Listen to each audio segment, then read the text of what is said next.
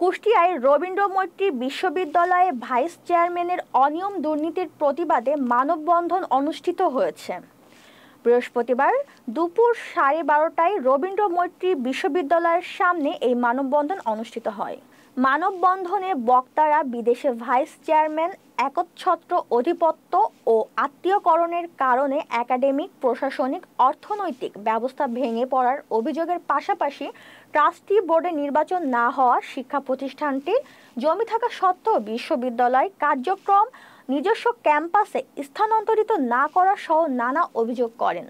তারা আরও অভিযোগ করেন, রবীন্দ্র মৈত্রী বিশ্ববিদ্যালয়ের বোর্ড অব ট্রাস্টি কমিটি 3 বছর অন্তর পরিবর্তনের নিয়ম থাকলেও 9 বছরেও পরিবর্তন না হওয়ায় অন্তর্দ্বন্দ্ব ও অসন্তোষ দেখা দিয়েছে ট্রাস্টিদের মধ্যে।